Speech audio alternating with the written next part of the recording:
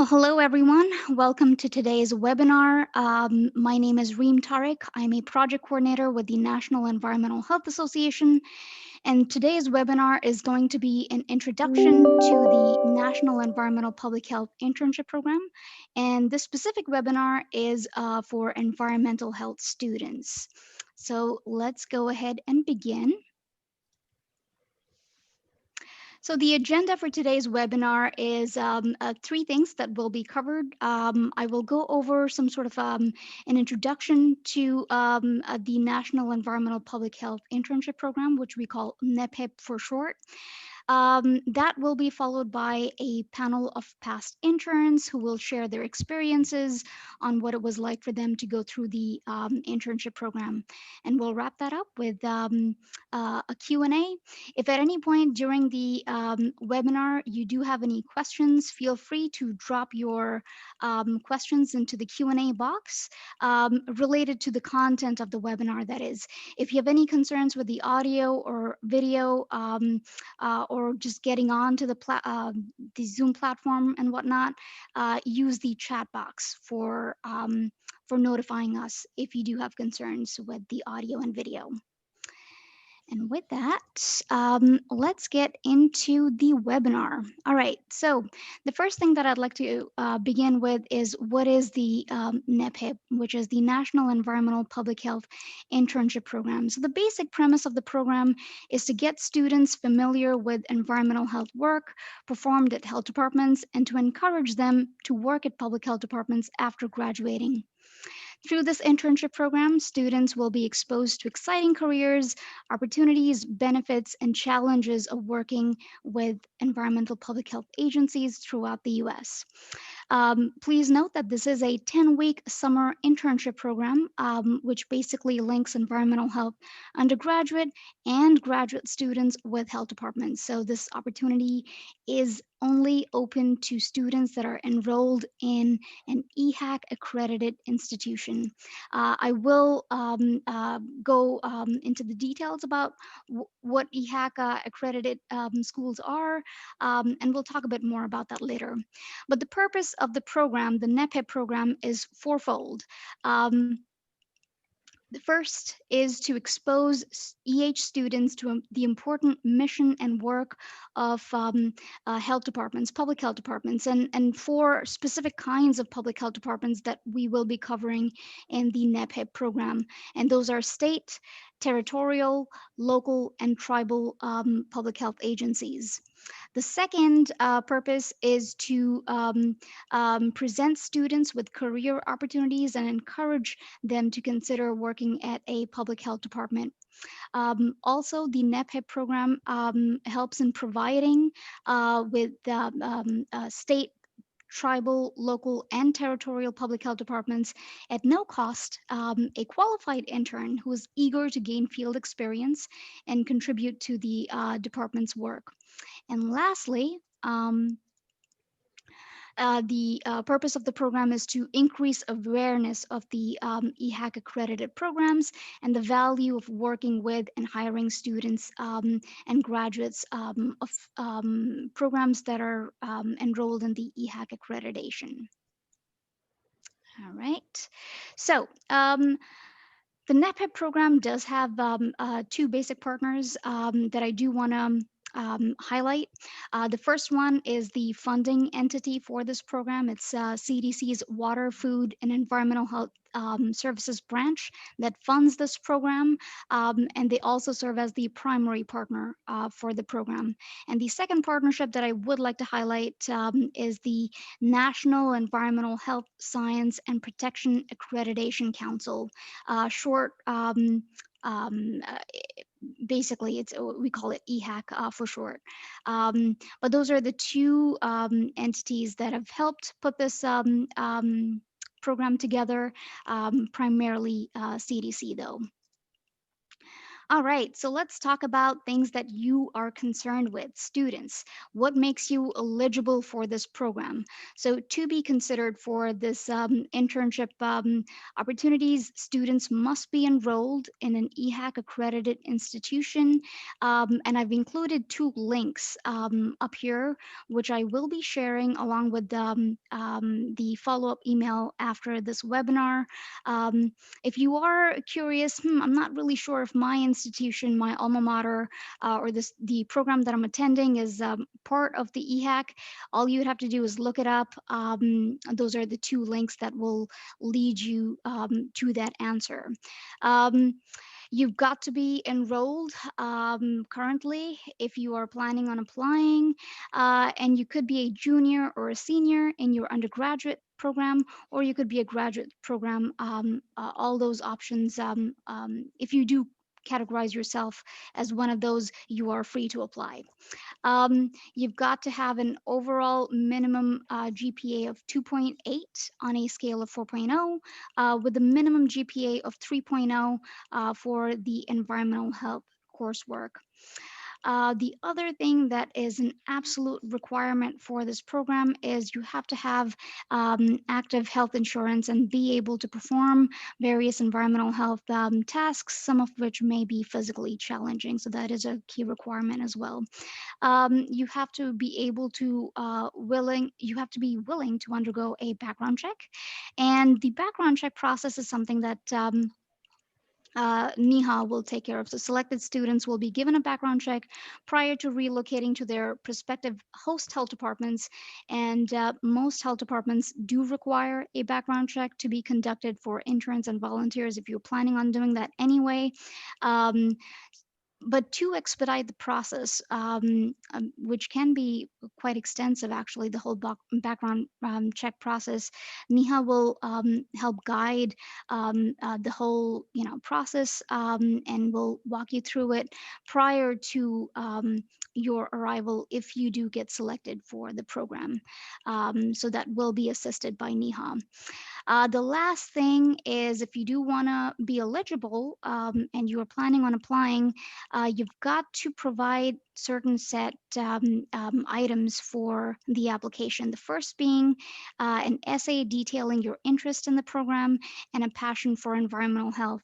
And I believe the question we specifically ask on the application is for you to describe your understanding of the purpose and mission of a state, tribal, or local environmental public health program, and why are you interested in working for a health department or agency? And with regards to your passion for EH, the question we ask is describe briefly, or no, actually not a passion for EH, but how we gauge that is by seeing how much you know about the field. And the question we ask with regards to that is describe briefly an environmental health issue or problem that you're passionate about solving, and explain a solution that you would proffer to fix it. The other thing that we do require for the application is a current CV or a resume. We do require an unofficial transcript, so you have to submit an unofficial transcript from all educational institutions that you've attended, and make sure in doing so that you do not have any personal identifying information that it could be sensitive, such as social security numbers, and those sorts of things. If you please make sure that that's blocked out on the unofficial transcripts before submission. You will also need a letter of recommendation. So you've got to submit a letter of rec, or have someone submit a letter of recommendation on your behalf. And this person could be an environmental health faculty member of an EHAC accredited college or university. That's what we recommend highly, but it could also be somebody that you worked with. But do bear in mind that the preference for letters of recommendation that we do give to is, somebody who might be considered an environmental health faculty member, specifically within the EHAC accredited institution that you're enrolled in. Okay. Um, I think that's about it in terms of the materials that you do need. Um, And again, if you have any questions about the application, I will be detailing my contact information towards the end of the webinar. Feel free to contact me. I've already received a few questions from students since the application opened on October 15th. If you're concerned about any requirements of the application or just have any general questions regarding eligibility, feel free to shoot me an email. All right. The other concern that might be on your mind is how is COVID-19 going to be impacting the 2021 NEPHIP program? So we are keeping this in mind, and we are currently open to conducting different types of internship models based on what the situation is in summer of 2021. So we're open to conducting an in-person internship if it is safe for students and health departments to engage in one. But more importantly, we are definitely prepared to launch the virtual internship or even possibly maybe offer some kind of a hybrid model, of course, ensuring that safety is of the essence. We want to make sure that students that are engaging in the program are safe, as well as the health departments that will be participating. Just a quick note on the 2020 NEPHIP and how that went down. So, as the pandemic was declared in mid March, we quickly moved to make the internship program entirely virtual, and we were successfully able to do so. We had a number of interns that participated this year, two of which you will be hearing from. And some of them had fully virtual internships, and some were able to do some sort of a hybrid model, given that, of course, it was safe for them to do so. But for those that did participate or partook in or the virtual aspects of the internship, NIHA did create certain tools to make sure that the students would absolutely succeed in their programs.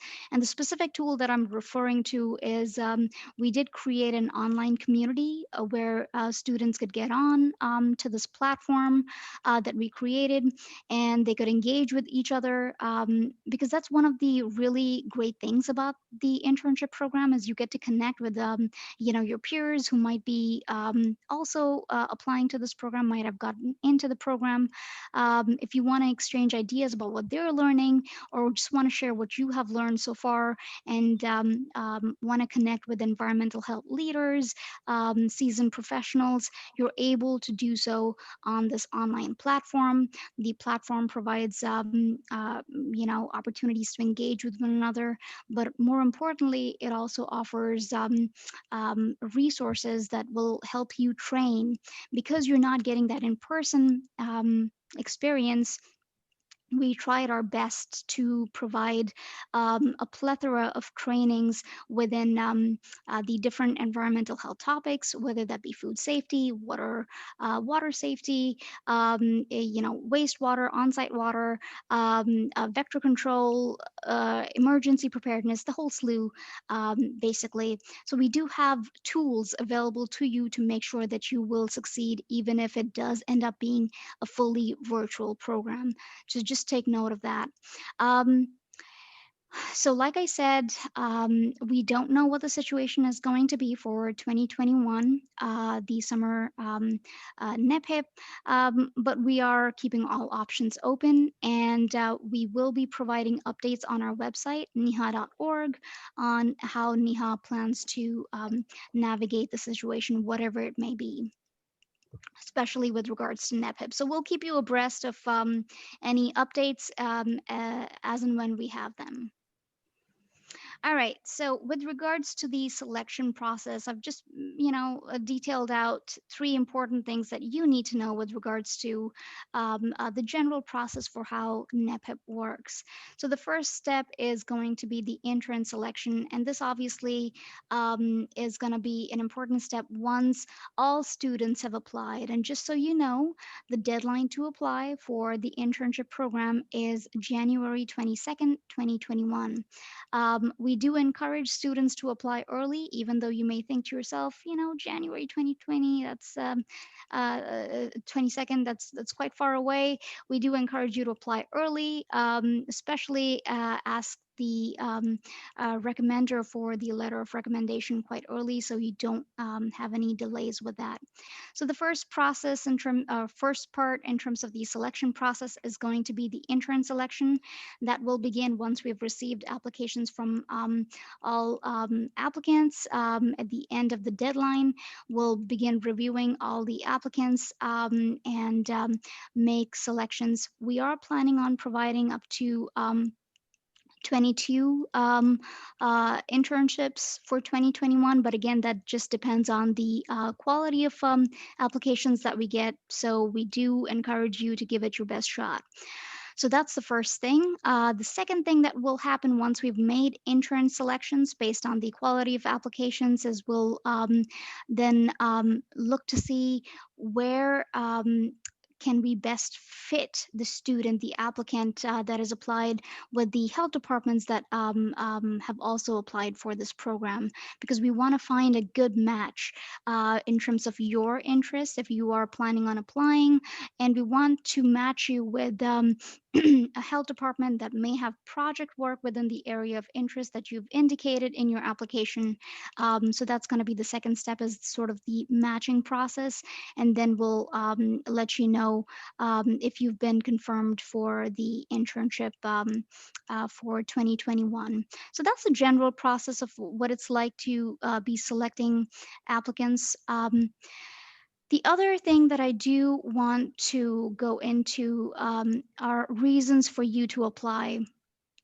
The big thing that I do want to highlight for this program is that this is a paid internship. You will be receiving stipends if you do get selected for NEPHIP for 2021. I believe the rates for undergraduate students, they are set to receive $6,000 for the total 10-week period, whereas graduate students are set to receive $8,000. Um, the other reasons to apply, of course, this is quite critical as well and very important, is you do get experience working at a public health department. And not only that, you get to, build these long-lasting relationships, learn more about the different career paths in environmental health, specifically within the state, local, territorial, tribal public health agencies, and you get to network and connect with seasoned professionals, and that can be a very, very enriching process. And I speak from experience. I actually used to be a NEPHIP intern myself. As you'll find out, I am part of the panel of past interns that will be presenting today's full webinar. It is a great experience, and I would highly recommend this experience to anyone who's considering an internship in environmental health for 2021. All right. Couple of expectations that I would like to cover. We do expect all of our interns to conduct themselves professionally at all times that they're engaged in the internship. And what that means is you've got to clearly identify your start and end dates, determine your work schedule with your worksite supervisor. You've got to familiarize yourself with and adhere to the organizational arrangements and policies and procedures and whatnot. And again, all of those will be made known to you once you start your internship. And that's going to be a relationship that you build with your health department mentor. Of course, you've got to maintain confidentiality when it comes to work related personnel and projects, understand what constitutes to be permissible work, and in the absence of your mentor, and what is not permissible. And you've got to report on what you're doing on the daily with your faculty coordinator, and of course remain drug and alcohol free and avoid the use of controlled substances. Some more on expectations. Again, I feel like I've addressed some of this already, but we do really want you to be on your professional conduct. So you got to dress in an appropriate manner, follow through with your commitments, and be prompt when you're reporting for work, and give it your best effort. Of course, just through the overall process, try to be positive and supportive, keep an open mind, and encourage your superiors to give you some constructive feedback as well, because I found that to be quite helpful during my experience. And I would recommend this to others who are considering this program as well. All right, let's go on to liability. So, two things that I do want to cover with regards to liability. The first one being with regards to the stipend. So, Neha is acting solely as an administrator for the stipend and does not have any responsibility for internship arrangements, or whether that be with your academic program requirements or liability insurance. That's not something that we do. But if you do have any questions regarding that, feel free to connect with me via email, and we can talk more about that. The other thing is interns are asked to sign a waiver to confirm their understanding that the internship is under the guidance of the host health department and the academic program. And we do encourage host health departments or the academic programs to provide liability coverage for the intern, since we do not do that. Okay. So those are the two things with regards to liability. So what would you expect for the first day of the internship? The first day, typically, you sit down with your mentor at the health department and basically carve out a work plan for what you will be working on during your 10 weeks in the internship. Um, and what will be discussed within the work plan are things like, what are your areas of interest? Even though you will have an opportunity to highlight those within the application for NEPHIP, but you also get to talk with your mentor about that.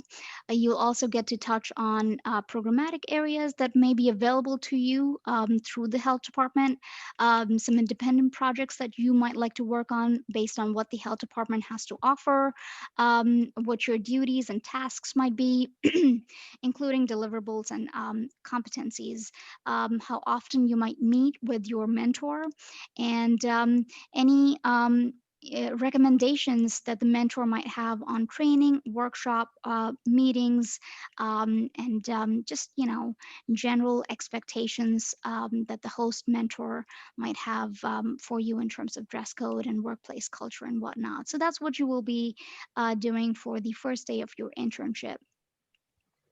Now, this is quite an important piece as well, with regards to reporting and how we are going to evaluate you throughout the internship program.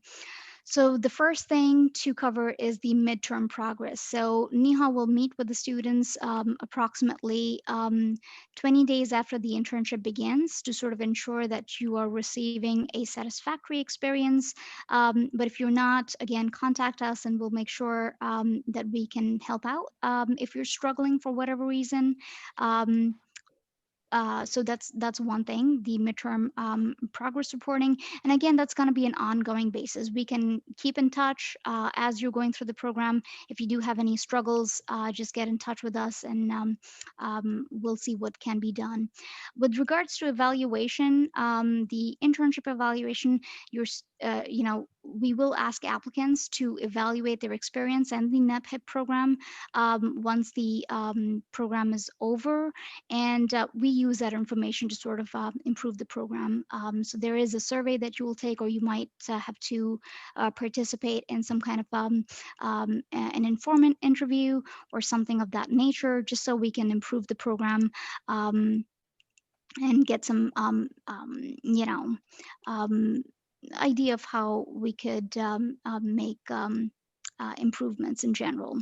The one thing that you have to be absolutely conscious of is the final report. That is a key requirement for the NEPHIP program. So once you've completed the internship, you have to submit a short, double-spaced white paper, sort of detailing what you worked on during your internship and what was the experience like for you.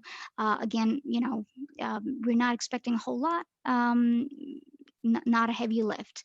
So again, the report will just describe your experience, what you learned, and some couple of takeaways that you know, had the experience of learning about through the program. Okay, so those are the three things that with regards to evaluation of and reporting that you do have that are either required or you do have access to in case you are struggling with the program. Okay. All right. Considerations regarding non-compliance. This is pretty critical. Okay, so NEHA does reserve the right to terminate stipend payments in response to unacceptable conduct, and you may have questions about what that means. Of course, this would be pretty dire for us to be terminating an internship. So again, goes back to professional conduct. If you have questions about whether something is okay or not okay to do, it's always best to ask. But typical examples of unacceptable conduct would be, you know, theft would be pretty dire, or some kind of breach of security if you were asked to, not share specific data outside of your work and you blatantly did that, then that would be pretty unacceptable conduct. So, just disciplinary issues, performance based actions, be mindful of that. But based on those things, just be wary that NEHA does have the right to terminate the stipend payments and your internship should that be the case. Again, stipends will be prorated through the last day that is worked by the intern. In the event that something happens, life happens, we understand. But if you do want to pull out of the program and wish to no longer engage while being enrolled in it, you could withdraw, but we do ask that you provide a 14 days written notice to NEHA, and we'll help sort of guide the process with the health department and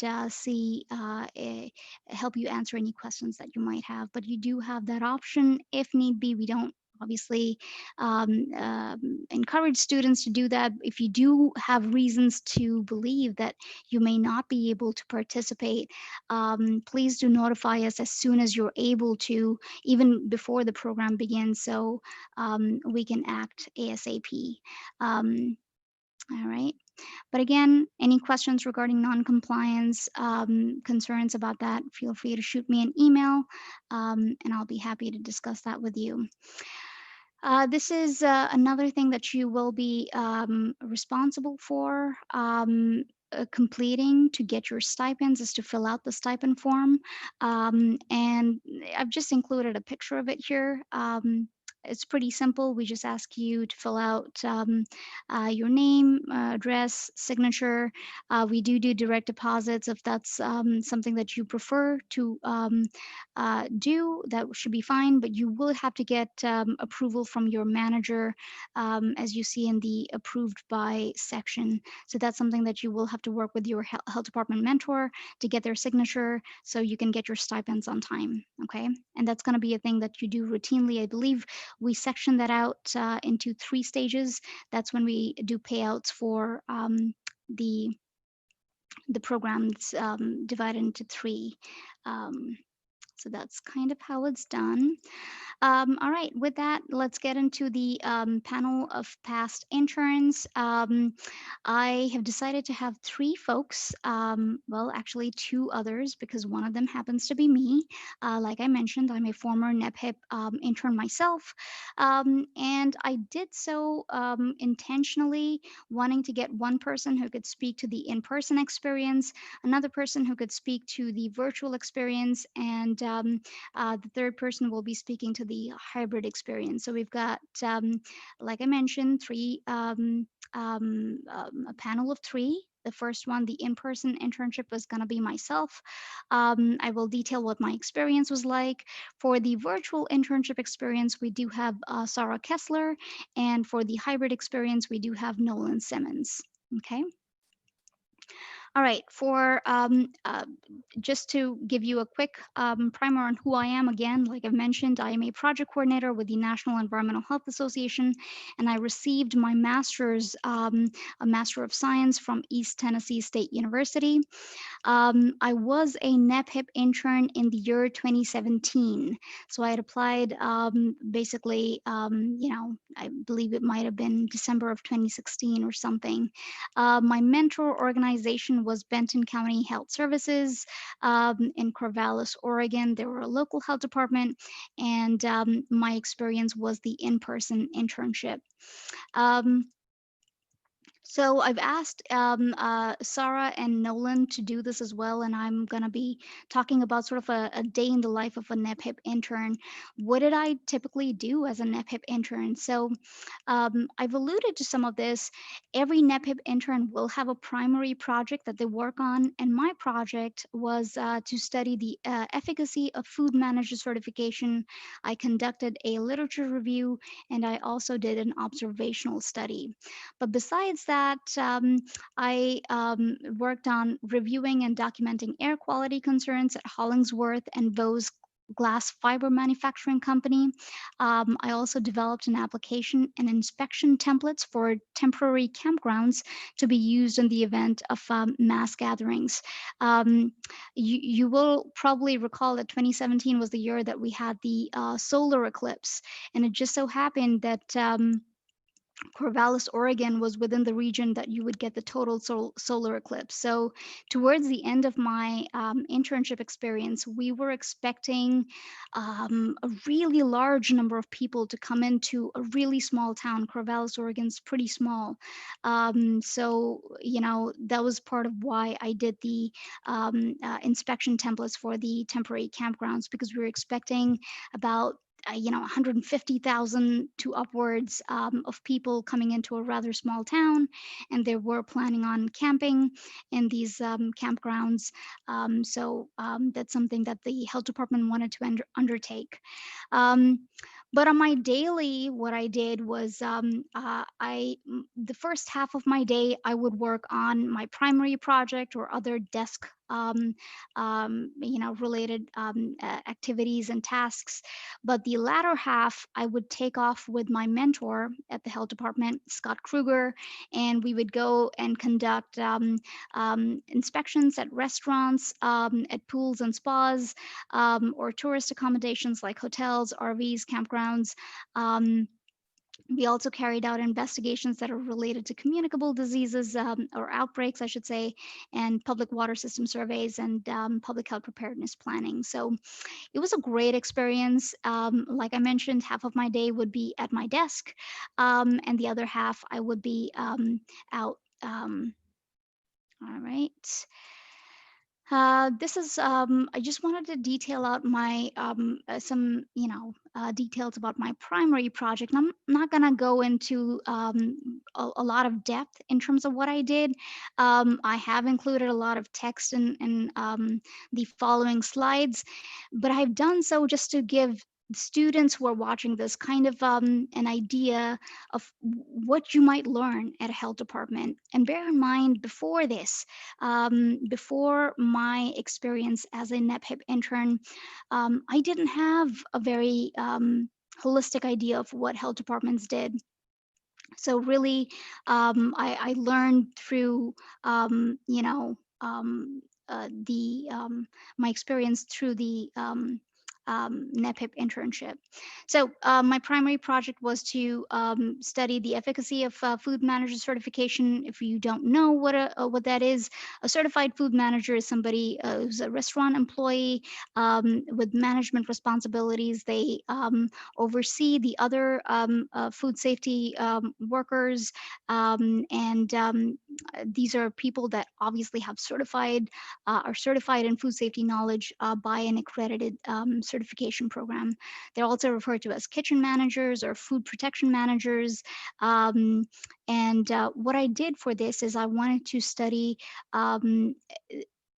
that if a person did get the certification for the food manager, were did it mean that there would be less violations within that food establishment?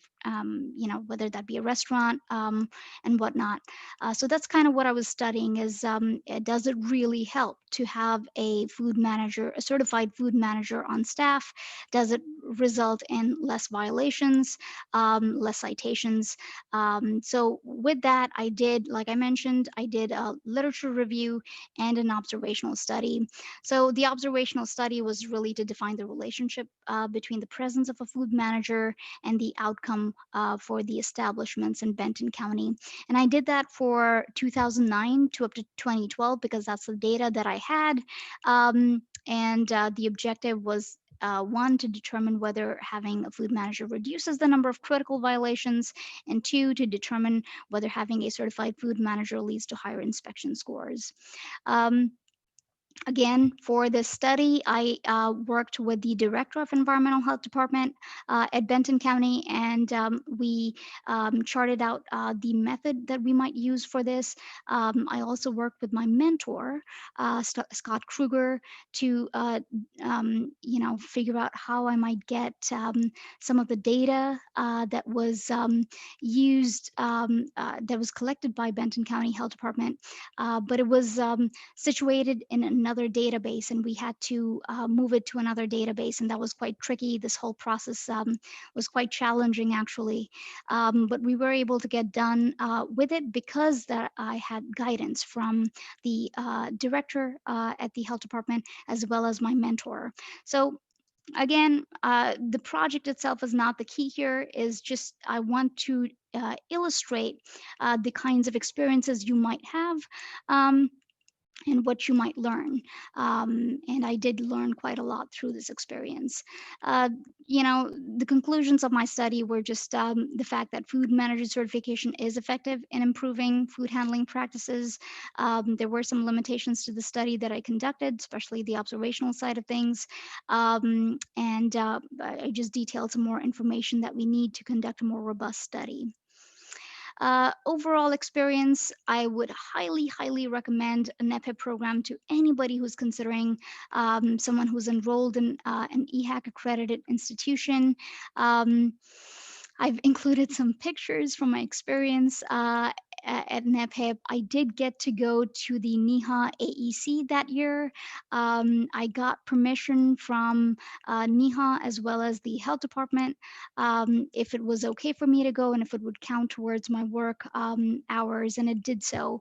Uh, in fact, the health department encouraged me.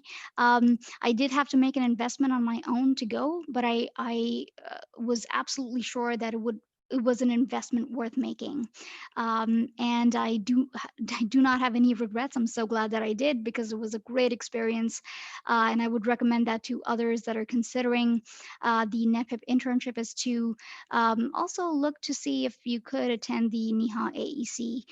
But again, for 2021, that may be tricky because we don't know if we're going to do an in-person um, AEC or if it may be a virtual. If it is a virtual, again, I would highly recommend that you do participate. In fact, Nolan Simmons, who will be presenting in a bit, did attend our recent virtual conference, and he participated. He presented on it. So great experience. Again, I've included a picture of a binder that I created, and I had a short Leslie Nope moment in doing so. And that's Bill Eminger right here, who is the director of Benton County Health Department. Wonderful experience. The best part of my experience was the lasting relationships that I got to create. I'm still in touch with Bill as well as Scott, who was my mentor. I learned a lot about environmental health and what it's like to work at a local health department, what it's like to conduct food safety inspections. Well inspections, just a slew of things. Like I mentioned, I was there during the time that we were expecting a lot of folks to come into Corvallis because of the solar eclipse event, and just the emergency preparedness planning that went into that. I got to partake in that as well. Got to partake in some board meetings.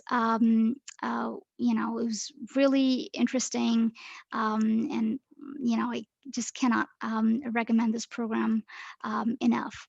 And with that, I will turn it over to our second student panelist, I should say, Sarah Kessler.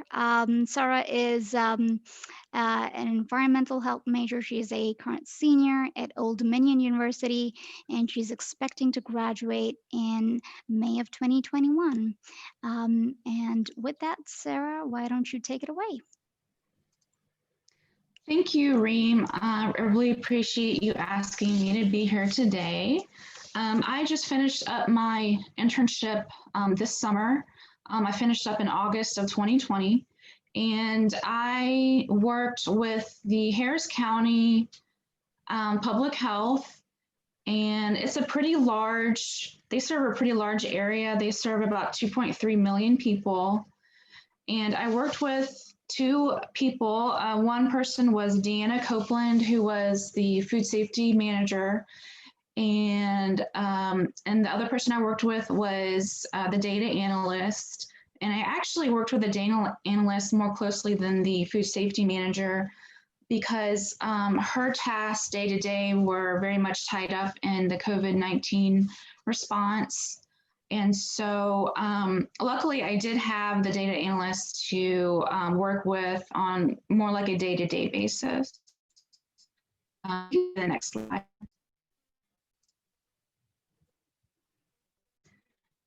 And the project that I work on was also a food safety project. And my manager was actually very organized in laying out what she wanted from the project. This was something that she had wanted to do for a really long time. And so the main goal was to improve the performance of food establishments with poor food safety practices. They wanted to reduce the number of repeated foodborne illness risk factor violations and decrease the number of citations. And their overall goal was to have a higher inspection score average and to have a reduced number of violations. And in hopes of that, this will decrease the overall amount of foodborne illness in the population. Next slide. So this was a virtual internship. Originally, when I applied for this last winter, I was planning on going in person for my internship, but because of COVID-19, the team did move everything to virtual really quickly. It was a really smooth transition. I was disappointed that I couldn't go and be there in person, but I really got a lot of good benefits from still doing the internship virtually. And I did stay in pretty close contact with my manager and the data analyst and everyone else on the food safety team. We would have video calls and phone calls about once a week to discuss my project. And we emailed, oh, sorry, my cat's here. We did email each other pretty frequently. And the overall project I worked on was seeing what the effectiveness was of enforcement methods in food safety. I did do a 10-page report complete with the introduction, literature review, methods section, data and results, discussion and conclusion. And I worked with the data analyst pretty closely throughout this whole process. And he edited or he made suggestions about how I can improve my report. So we went through about 5 different revisions, and it was a pretty extensive process. But depending on your experience, you might have a different, depending on what kind of project you work on, you may not have to do like an entire report. And then at the end of my internship, I did give a final presentation to the food safety team at Harris County Public Health. Next slide. So this slide gives you a little bit more information about the details of my project. The project was pretty much split into 3 different parts. I used data from the health department last 2 years of restaurant inspection data. Because they serve such a large population, we had a lot of data to work with, and a lot of the data has not been looked at by their team for different reasons, because they were pulled in different directions. So I was really happy to be able to look at this data and see what was going on. So we analyzed the effectiveness of citations in improving inspection scores, and we wanted to see if citations were effective in reducing the overall number of priority and priority foundation violations for food establishments. And then we wanted to see how effective were routine inspections in reducing the occurrence of violations related to the 5 foodborne illness risk factors, which are unsafe food source, inadequate cooking, improper food holding temperatures, poor personal hygiene, and contaminated food contact surfaces and equipment. Next slide. And so basically, because I was working more like an independent study rather than an in-field internship, the first few weeks basically were spent doing a lot of reading and locating research articles related to the research question.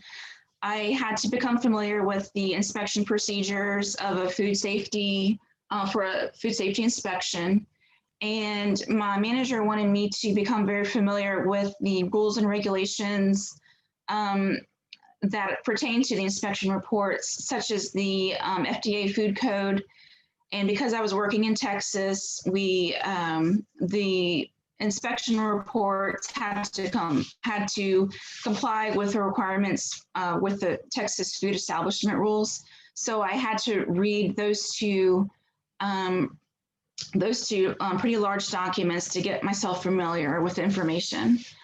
And then next, I did a pretty extensive literature review where I had to research how effective are active managerial controls, HACCP plans, and risk control plans, and how effective are risk-based inspections in these restaurants. Then the next part of my project, I spent time with the data analyst, analyzing the data and getting the data ready for analysis, and pretty much having just conversations with the data analyst on what we wanted to look at, what we wanted to study, and just basically narrowing down what we wanted to look at. And so part of that data analysis, we ran t-tests and chi-square tests and did different analysis on the data. And at the conclusion of that, I did write my final report. Next slide, please. So overall, I would really highly recommend this internship. It's a great experience. Even if it is a virtual experience, I think it's definitely worth your while to get yourself acquainted with working at a public health department. I think it's really valuable. And some of the skills that I improved as a result of this internship was learning about food safety rules and regulations, how to conduct inspections, doing data analysis in Excel, technical writing, working in a team, better time management, and presentation skills. Some of the challenges were, I was expecting a field-based internship, but it ended up being more of an independent study-based. But because I was able to handle my time pretty well, I got through the internship working pretty steadily every day. And I was able to check in with my manager and data analyst pretty regularly and getting their feedback. So I really enjoyed my team that I worked with. They were very encouraging and supportive, and I really appreciate that they had a project for me that was very well organized and laid out from the beginning. So that was very, very helpful. That's pretty much all I wanted to say. Thank you. Thank you, Sarah. Appreciate it. All right, the next panelist that we have is Nolan Simmons. Nolan is a case investigator at Weld County Department of Public Health and Environment. He has received his Bachelor's of Environmental Health Sciences from Illinois State University. And Nolan actually was having internet or had anticipated having internet connection issues, which is why we recorded his presentation. So I'm going to be playing the recording for you. Give me a moment. I'm going to stop share and share. Screen one. Okay. Just want to confirm that yes. Share. Okay. Okay, hello everyone. My name is Nolan Simmons. I participated in the National Environmental Public Health Internship Program this previous summer of 2020. Currently a case investigator during the COVID-19 response with a local county health department here out in Colorado, but I will be moving over to an environmental health specialist position out in the Seattle area in Washington this November. So this previous summer, I was interning both on the virtual aspect of things, but also in person somewhat out in Davis County, Utah, the Davis County Health Department out there in Clearfield. My mentors were Rochelle Blackham, who is the program director out there, I believe, and then also Randy Olson, who is the Water Bureau manager. And when it comes to what I learned the most about working at a health department, I really do believe it was just me getting my bearings and getting a little more well-oriented in terms of the structure and functions of the different aspects a local health department has to offer, and just how even the most minuscule things, even the smallest details really can help people on an individual and community basis. In terms of environmental health field, I was able, thankfully, to get out there and get a little more hands-on experience than perhaps some other students this summer, doing a variety of things, whether it be inspections in different kinds of fields to reviewing how local codes interact with state codes on different types of programs, specifically with radon and on-site septic systems, things like that. And then my favorite kinds of things, doing surface water sampling, performing lab analysis during all those different kinds of water and drinking water, that kind of stuff. And also got to be a part of a sanitary survey. So I got to learn a lot about those key principles of anticipation, recognition, evaluation, and controlling all types of different scenarios on a physical, in-person kind of basis, which was really, really cool in real time.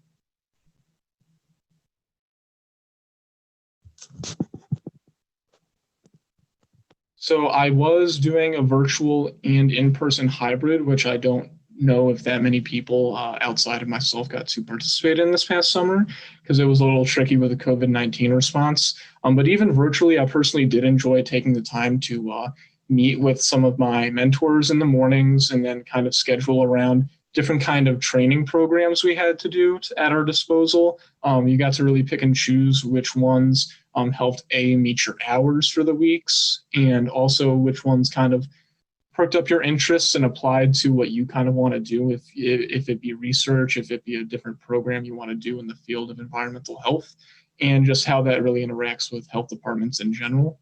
Once I was in person, like I said, I was very much more boots on the ground, going out with a lot of different people on a regular basis, kind of just being in the field, both out taking samples, performing inspections, and also doing laboratory analysis, able to probe people for questions and their different kind of backgrounds, where they come from, and really kind of do the best part of this internship, which is making those kind of long-lasting connections with people in these places. So every single summer, you are supposed to do a summer internship project, both for the program for NEHA, and also I personally had to do one for my college. Mine was the Legionnaire's Disease Prevention Awareness Program out in Davis County, Utah. I was assigned to the water program manager out there, so this was a really big deal happening. As you can see here, it's a type of pneumonia caused by Legionella in the water. It's spread through inadequately maintained water supply systems, through aerosolized water droplets, kind of like when you think about how COVID gets spread around with aerosolized droplets in your mucous membranes, things like that. And it's been a super big problem, especially over the course of my lifetime and your lifetime alone in the last 2 decades. It's increased its incidence rate by nearly 9-fold, with almost 10,000 cases being reported to local health departments. So just in order to control that growth and spread in just individual communities, it's incredibly important to, again, just do the smallest possible things to the best of your ability, which at the end of the day is really just raising awareness of this issue and what to really look for.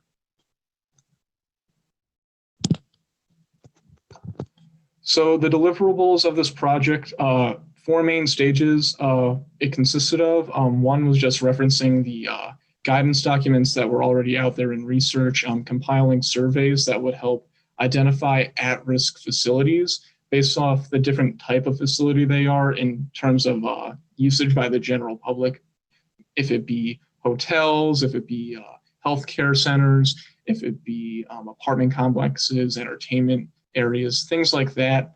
And then identifying the different specific gaps in that water management system that people are kind of missing that can lead to that inadequate management that would lead to the increased growth and spread of Legionella through different points, through cooling towers, through decorative fountains, many different kinds of things like that. Using Davis County lists, directories, and online means to identify and document facilities to then send the survey out to. Once those facilities and those lists are compiled, then you can send the surveys out and get a little better scope of the situation out in the community in terms of doing that countywide assessment and really trying to hammer home what people need to be addressed on. And then finally, after trying to look at those different aspects that we need to address, create and distribute different types of educational materials, whether it be flyers, brochures, infographics, to really help just at the simplest level, just raise that awareness and specifically address those different issues within a water management program, what you need to be looking for, what you need to be addressing.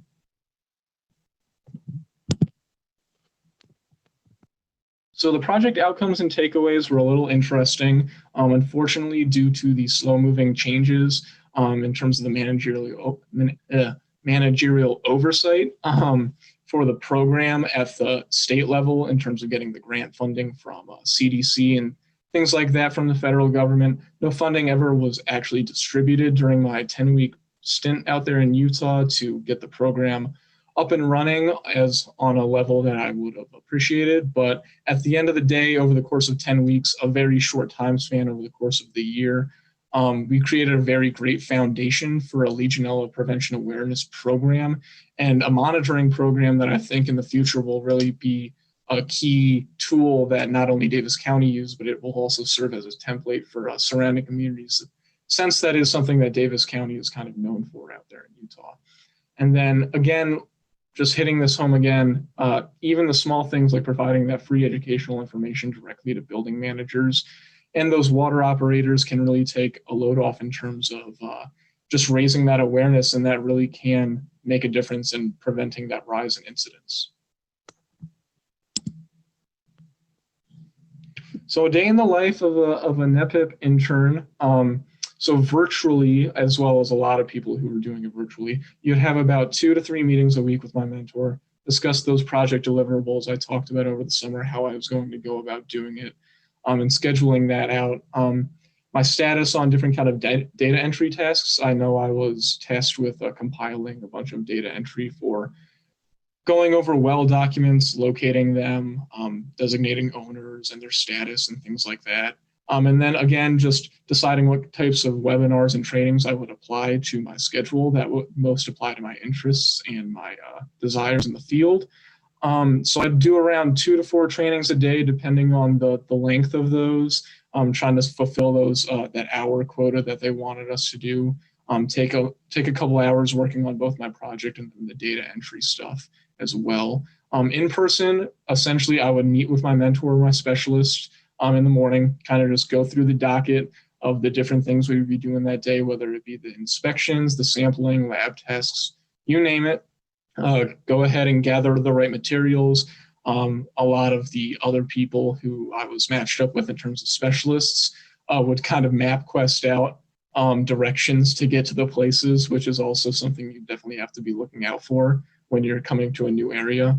And then essentially you just go out and do the job. You go do the inspections, you go do the sampling, you go do the lab analysis, all that different kind of stuff for around 4 hours, grab lunch, either come back and work on some project stuff or go right back out in the field and do that until 5 o'clock, and it'd be a full day.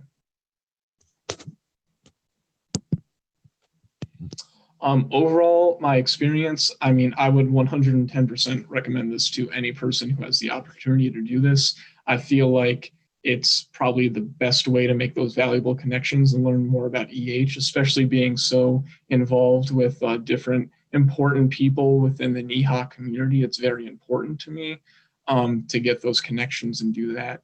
Some challenges, I'm not going to lie, during the dog days of the summer, like week 3, week 4, week 5, when I was still in that virtual internship phase, I was trying to have some trouble. I wasn't trying to, I was having a little trouble motivating myself to stay on top of my task work and things like that when you're the only person there to really be held accountable for yourself. But when in doubt, always just email up, talk to a professor or a mentor, and they'll get you through those dog days. And then the highlight of my internship experience was I'm a very big national parks fan, and so was the water lab tech Angie, who I spent a lot of time with, and we went out to Antelope Island State Park out there in Utah, which is kind of an island off the coast of the Great Salt Lake.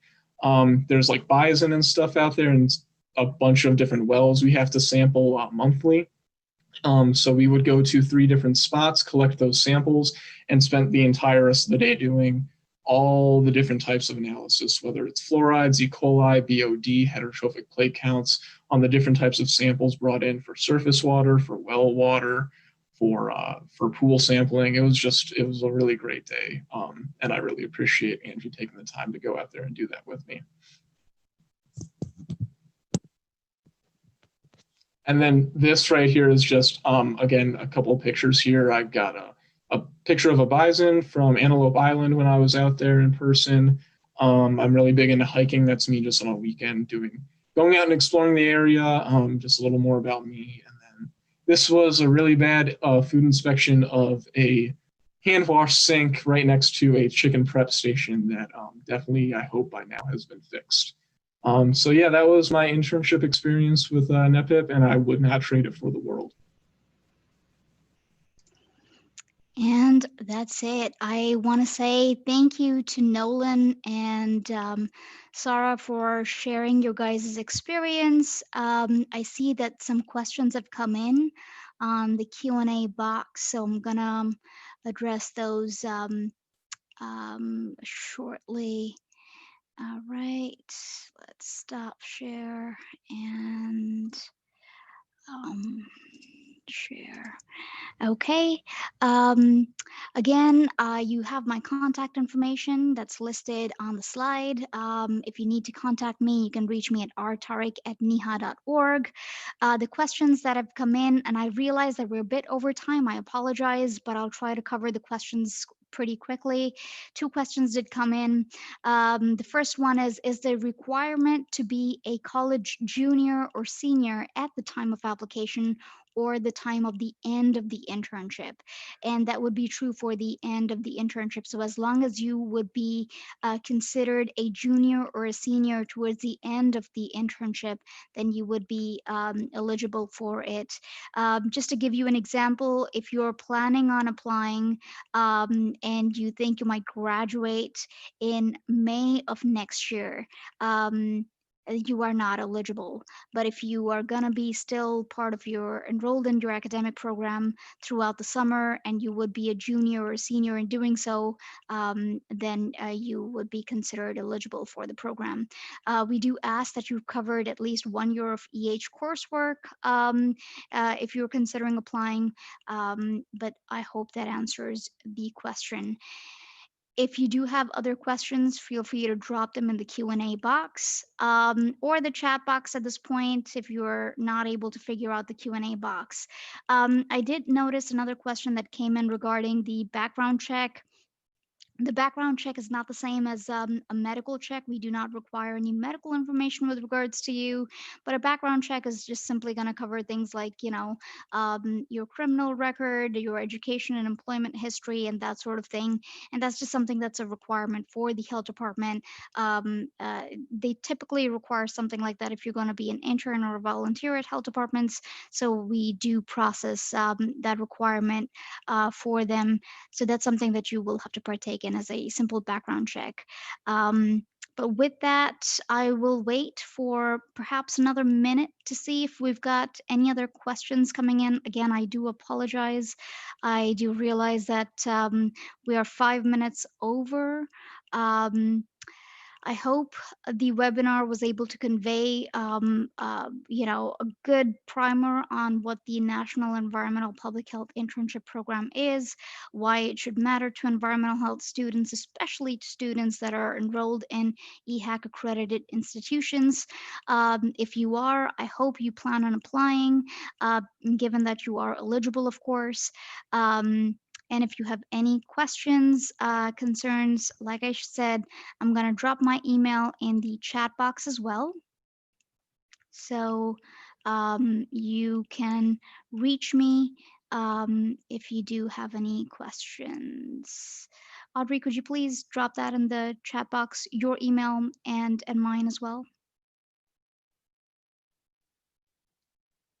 Okay, I don't see any other questions coming up. All right, I see one more.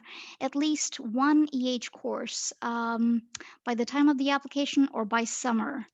That's so, Christina, that is regarding 1 year of coursework is what we ask. Now, again, that does not mean you have to have 1 year of environmental health courses, as in courses, that are specifically on environmental health. They could be public health courses, since, public health is environmental health. Just 1 year of coursework is something that we do ask that you have that. And again, you have to be considered a junior or a senior if you're an undergraduate. If you're a graduate student, you would be eligible as far as you are not going to be graduating before or by May 2021. You would be eligible. I hope that clarifies. Again, if you do have any further questions or confusions about eligibility, if you're just not sure what 1 year of coursework means, feel free to reach out to me. I'd be happy to review your unofficial transcript to make sure that you are eligible. We are here for you. We're willing to work with you. Thank you all for attending. And as always, as I said, if you have questions, do not hesitate to reach out. We'd be happy to address any questions you might have. Thank you for attending and have a good day.